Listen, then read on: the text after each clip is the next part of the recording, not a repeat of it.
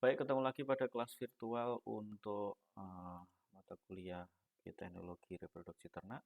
Kali ini saya akan menyampaikan sedikit overview tentang yang namanya genetik dan genome banking. Jadi kalau pada materi sebelumnya kita ada penyimpanan eh, embrio, penyimpanan spermatozoa dan penyimpanan oosit. Nah, di sini akan saya jelaskan tentang beberapa penyimpanan terkait dengan sel gamet dan penyimpanan dalam bentuk sekuen DNA. Nah, ada istilah gene bank di sini ya. Kalau bicara gene bank berarti kita akan bicara tentang biorepository atau tempat menyimpan secara biologis yang digunakan untuk mempreserve atau digunakan untuk menyimpan material genetik. Nah, untuk tanaman biasanya dalam bentuk seed bank ya atau bank biji. Ya, kalau tanaman kan bijinya yang diambil ya, kecuali tanaman yang tidak ada bijinya atau yang harus berkembang secara stek atau tidak melalui biji. Sementara kalau pada animals itu ada dua hal yang bisa disimpan, yaitu spermatozoa yang dibekukan. Nah, ini sudah sangat jamak kalau di hewan ternak dengan menggunakan sperma beku, kemudian dalam bentuk X atau dalam bentuk oosit yang dibekukan.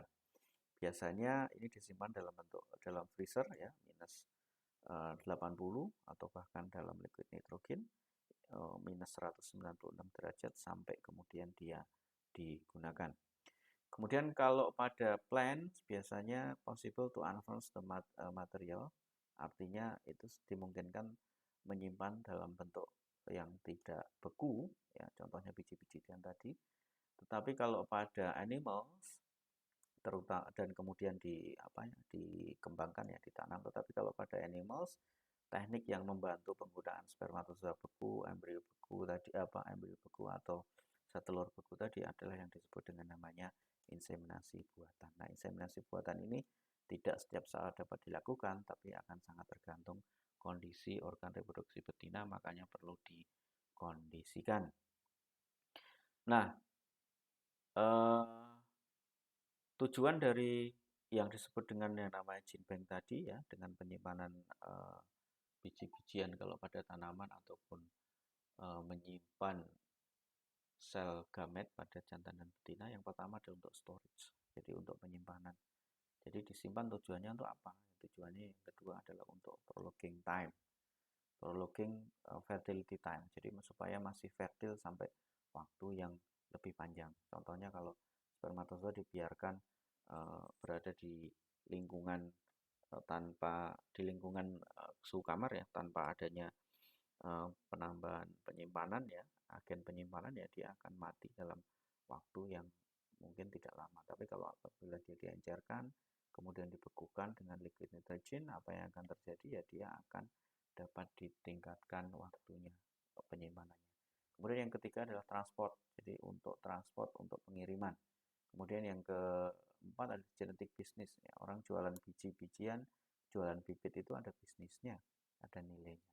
Kemudian genetic exchange ya, biasanya ini antar perusahaan atau antar negara. Terus kemudian yang terakhir ada doomsday plan. Jadi berkembang kalau nanti katakanlah ada bencana yang luar biasa, kemudian tanaman-tanaman atau hewan-hewan mati, makanya harus ada bibitnya yang disimpan untuk menumbuhkan kembali. Nah, proses penyimpanan itu menggunakan cryopreservasi atau menggunakan penyimpanan dengan nitrogen cair ya, paling jamak. Pada apa? Sperma, ovum, embrio, tisu. Tisu ini jaringan ya, bisa jaringan kulit, jaringan sel yang lain. Sel ini diperlukan untuk apa? Ini kalau di teknologi yang lebih advance ya, ada yang namanya cloning. Jadi uh, membuat individu baru tanpa harus melalui fertilisasi, tapi dengan proses yang namanya clone. Nah, kemudian yang kedua adalah setelah tadi gene bank, di sini adalah genome bank, yaitu bioinformatik. Nah, bioinformatik di sini apa yang disimpan di sini adalah urutan basa DNA atau informasi lain yang terkait dengan informasi yang terkait dengan gen itu sendiri. Seperti yang Anda ketahui bersama bahwasanya di dalam DNA itu tersimpan yang namanya gen, dan satu gen itu disusun hanya dari 4 basa ya, A, T, G, Z. Nah, bahasa ini kemudian kan melalui kombinasi urutan, kemudian dia akan mempunyai fungsi tersendiri, dan fungsi itulah yang disebut dengan yang namanya gen.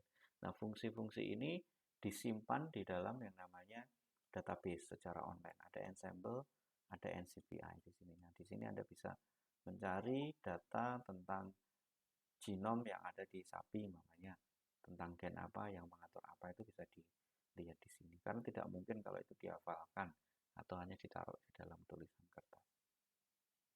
Nah, tujuan dari ini Genome Bank yang pertama adalah DNA database, kemudian gene database. Nah, gene ini adalah bagian dari DNA yang fungsinya diketahui. Jadi kalau ini DNA panjang seperti ini, bagian ini ada gen tertentu, dia fungsinya untuk apa, untuk A umpamanya.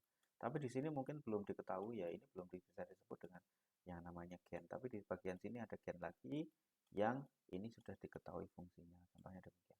Kemudian reference source artinya bisa digunakan untuk reference. Jadi kalau kita menemukan sebuah urutan DNA atau sequence, kalau kita cek di database ini sebagai reference, ini apa?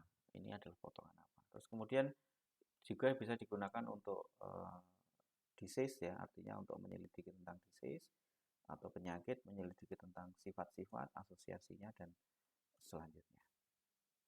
Baik, saya kira demikian materi untuk kali ini. Terima kasih atas perhatiannya. Terima kasih.